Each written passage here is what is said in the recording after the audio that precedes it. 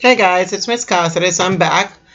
Just like every day before starting our class, make sure you have your materials ready and time to write down your heading, name, date, grade, and section. After that, make sure to take note on your topic or your title for today, which is the same name as the story we'll be reading. Your objective is to evaluate the effectiveness of facts, statistics, and other evidence. Your I can statement is, I can analyze claim in a story. Now remember, if you need more time to take note on this, you can pause the video or you can rewind and come back later. Now, the story we're going to be reading today is a collaborate and compare. So you're actually going to be seeing two different stories. You have the automation paradox and the heads up humans. They're both argumentative writings. The first one, the automation paradox, is written by James Besson, and the heads up humans is written by Claudia Alarcon. Now remember that our essential question remains the same. Does technology improve or control our lives? And we're going to compare these arguments. As you read, notice how the claim in each argument is supported by reasons and evidence. Then think about how the arguments relate to each other. After you read both selections, you will collaborate with the group on a final project. That is still to be seen. I'll let you guys know if that'll be something we can do.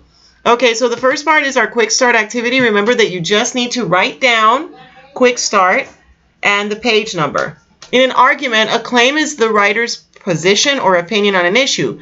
Recall the difference between facts and opinions. A fact is a statement that can be proved or verified. However, different people may interpret the same fact in different ways. An opinion is a statement that cannot be proved because it expresses a person's beliefs, feelings, or thoughts. Early elevators required operators to help passengers ride safely and efficiently. What other once human jobs are now done by technology? List as many as you can, then share your list with the class. I'll give you a minimum of 5 and a maximum of 7 different types of technologies that first were done by humans, but now is done by technology. While you guys think about that, remember that there are certain elements in our genre which is argumentative, and these are them. States a claim and reasons to support the claim, includes facts and other evidence to support reasons, may note objections to claim and explain why they should be rejected, takes many forms such as editorials, feature articles, and essays. So the first thing we're going to be focusing on today is analyze claim and evidence. A strong argument clearly and logically lays out a claim, reasons to accept the claim, and sufficient evidence, relevant facts, statistics, quotations, examples, and expert opinions to support these reasons. For the first argumentative writing, which is the automation paradox, we're going to use a chart like this one to analyze the argument's claims, reasons, and evidence. Is the author's reasoning sound? That means, like, is he right? Or she? How might you defend or challenge his or her claims? So this is the chart we're going to be using, just to let you guys see. And another thing we have to focus on is analyzing the graphic features. A graphic feature is a design element such as a diagram, a bar graph, or a pie chart that visually represents information, and the authors often use the graphic features to show patterns and relationships between facts. So as you read the automation paradox, examine each graphic feature to see what it emphasizes. You can ask yourself the following questions about the graphic features. What information or evidence does the graph provide? What is the author's purpose or reason for including this visual? Also, what conclusions can be drawn based on the information in the graph? So I have a few videos to go over both of these topics. Let's take a look at what happens when someone has a claim about something they believe is right or wrong, and how they can have supporting evidence or lack of that. Okay, today's first case was filed by the junior varsity cheerleaders against Owen Scott, the editor of the school newspaper. Who is speaking for the cheerleaders? I am, Your Honor. We filed this complaint because of the terrible article in this week's paper that headlined, "Why We Don't Run Stories About Cheerleading on the Sports Page." We We think cheerleading is a sport and that the paper should write a correction. Yeah! Woo! Yeah! Woo! Mr. Scott, what do you have to say about this?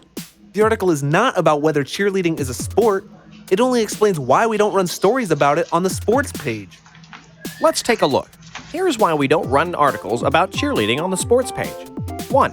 There are no final scores to report for cheerleading. 2. There are no conference standings for cheerleading. Are those facts? Facts? Yes, a fact is something that can be proven to be true. Then those are facts. Let's continue. The stories that appear on the sports page should include scores and standings. Is that a fact? It is, Your Honor. It is not a fact. It is the opinion of the editor that the stories on the sports page should have scores and standings, but that is only his opinion. Agreed. That is an opinion. It can't be proven true like a fact. Finally, it says here, last summer, a judge ruled that college cheerleading cannot be considered a sport. The part about the judge's ruling is indeed a fact. But the part where you say, it is unlikely cheerleading will ever be recognized, can that be proven true? I guess not, but It seems like you made a reasoned judgment here. That's right. He drew his own conclusion based on the fact. But another person might not make the same reasoned judgment. I rule for the cheerleaders. We won! We won! do I have to write a retraction? No. What you write in your paper is your business. What? What does he have to do then? Owen, I sentence you to perform with the junior varsity cheerleaders at the next basketball game. Perform? Yes, as in cheerlead. With the cheerleaders. I hope you're in good shape. I understand this is one tough sport. Or not a sport. Or whatever it is. All right, so you can see that, well, here you had a basic fact and opinion battle, so there were claims and supporting evidence for both of those. Now let's take a look at a video that will explain to us what text and graphic features are as well. Remember, at any time or moment you want to take notes on these, you just have to pause. Hey guys, today we are going to learn about text and graphic features. Now, text and graphic features are usually found in something called an informational text. Take 10 seconds to think of what an informational text is. I'll give you a hint. It says it in the name.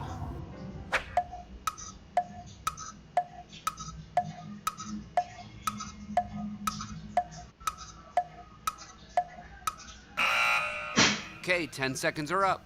So pause the video, take your headphones off, and talk to the real Mr. DeMeo, who is waiting for you right there.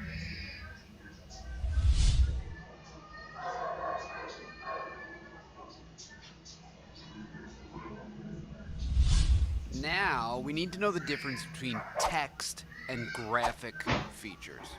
So here comes a mega hint for you guys. For text features, think of a text message. For graphic features, think of graphics in a video game, or even picture graphs. Now take your headphones off and pause the video.